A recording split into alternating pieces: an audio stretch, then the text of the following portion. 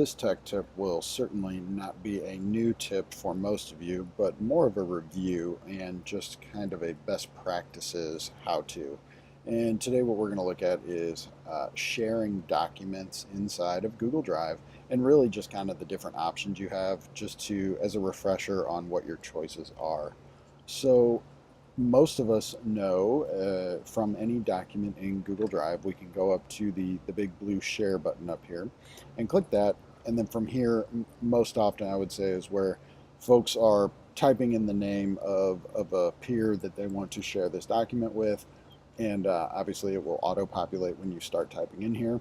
And then if you recall, you can choose the permissions someone might have from this drop down.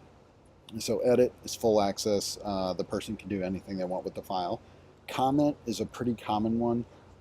So it would be where you don't necessarily want the person making changes to it, but they could certainly offer their suggestions. And then view, you would just like them to be able to view it, but they can't leave any comments. They can't do anything to it. They can simply see it. One of the options that I know sometimes people don't always realize is this idea of a get shareable link. So getting a shareable link, as soon as I turn this on, you'll see this button will turn green. And now this link becomes live for, and you can see right here, it says anyone at the Wentzville School District with the link can view.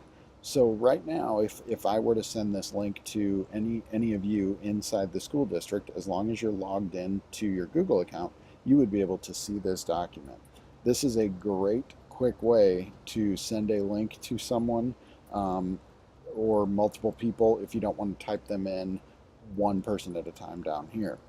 You can also change their options here. It will always default to can view, but you can also give anyone the right to edit or comment or view. Oftentimes I'll use this if I'm doing professional development in a setting with 30 or 40 people and I want everybody to edit the same slide deck. I can just come down here, I can click can edit, and then once I give that link to folks, put it on the board, whatever it may be, they will be able to edit that.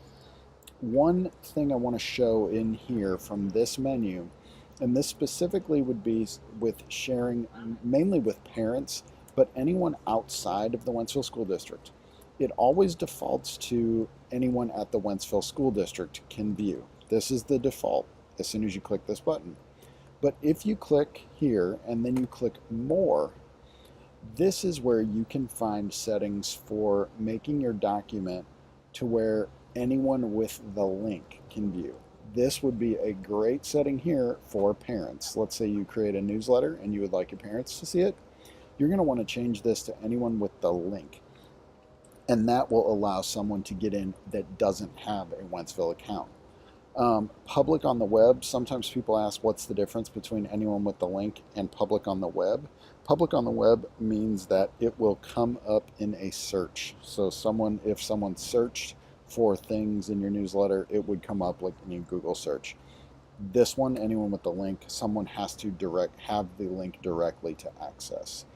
So, and again, here is where you could even view, you could even allow people to edit. If you needed anyone with the link to be able to edit, you could do it here. The last portion I wanted to show you is when you are looking at your drive and you want to share something quickly. A lot of times we open up the document and then go to the share setting. If you look at your icons in the top right, you'll see that same button, the Get Shareable Link.